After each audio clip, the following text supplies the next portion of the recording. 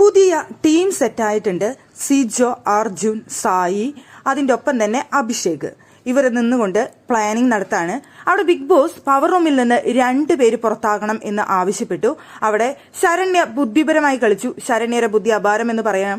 അവിടെ ശരണ്യ പറഞ്ഞ റീസൺ എന്ന് പറയുന്നത് ഗബ്രി കുറെ നാളായി പവർ റൂമിൽ നിൽക്കുന്നു, കുറെ തവണയായി ഏറ്റവും കൂടുതൽ നിന്നത് ഗബ്രിയാണ്, അപ്പോൾ ഗബ്രി പുറത്തു പോട്ടെ എന്ന് പറഞ്ഞു. പക്ഷേ അത് ഋഷിക്ക് ഇഷ്ടപ്പെട്ടില്ല. ഋഷിക്ക് പവർ റൂമിൽ നിൽക്കണം എന്നായിരുന്നു ആഗ്രഹം, ഗബ്രിയെ നിർത്തണമെന്ന്.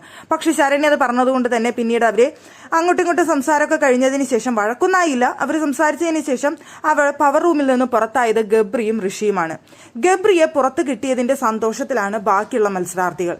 അവിടെ ജാസ്മിനെ പവർ റൂമിൽ കയറ്റാതിരിക്കാൻ വേണ്ടിയിട്ടാണ് അവിടെ കളിച്ചത് ശരണ്യ.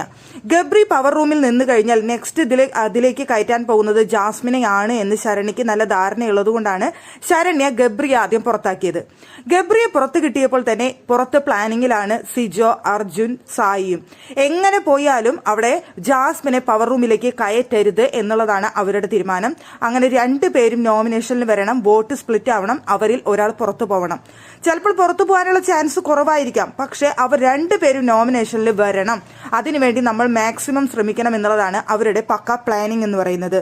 ഇപ്പോൾ പവർ റൂമിൽ കയറാനായിട്ട് എഴുന്നേറ്റ് നിന്നിട്ടുള്ള വ്യക്തികൾ എന്ന് പറയുന്നത് ജിൻഡോ, ജാസ്മിൻ, സായി, നന്ദന, സിജോ എന്നിവരാണ്. അപ്പൊ സിജോ പറയുന്നുണ്ട്, ഞാൻ വിട്ടുകൊടുക്കാം, ഞാൻ തോറ്റു തരാം. അവിടെ സായിയുടെ അടുത്ത് പവർ റൂമിലേക്ക് കയറാൻ പറയുന്നുണ്ട്, സായിയുടെ അടുത്തും നന്ദനയുടെ അടുത്തും പവർ റൂമിൽ കയറാൻ പറയുന്നുണ്ട്.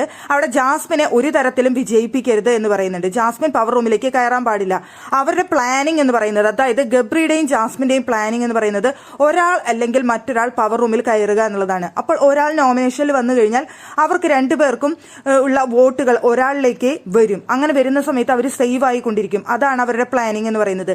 ഇപ്പോൾ ഗബ്രിയെ പുറത്തേക്ക് കിട്ടിയിരിക്കുന്ന സമയമാണ്. ജാസ്മിനെ പവർ റൂമിലേക്ക് കയറാൻ നമ്മൾ അവസരം കൊടുക്കരുത്. മാക്സിമം നമ്മൾ 2 പേര് മാത്രമായിരിക്കണം അതിന്റെ ഉള്ളിലേക്ക് കയറേണ്ടത്. ജിൻഡോനെ ഇത്തവണ പവർ റൂമിലേക്ക് കയറ്റണ്ട എന്നാണ് അവർ വിചാരിക്കുന്നത്. ഇനിയിപ്പോ ജിൻഡോ കയറിയാലും പ്രശ്നമില്ല.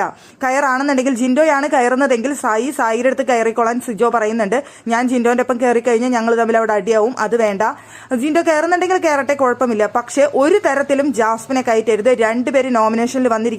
2 വോട്ട് വീതം 2 പേർക്കും വരുമെന്നുള്ള കാര്യം ഷുവറാണ്. ഓപ്പൺ നോമിനേഷൻ ആണെന്നുണ്ടെങ്കിൽ അതിനനുസരിച്ച് നമ്മൾ കാര്യങ്ങൾ ചെയ്തുകൊണ്ട് 2 പേരെയും നോമിനേഷനിൽ കൊണ്ടുവരണം. വോട്ട് സ്പ്ലിറ്റിംഗ് ഉണ്ടാക്കണം. പറ്റുമെങ്കിൽ അവർ ഒരാൾ പുറത്തു പോകട്ടെ എന്നുള്ളതാണ് അവരുടെ പക്ക പ്ലാനിങ് എന്ന് പറയുന്നത്.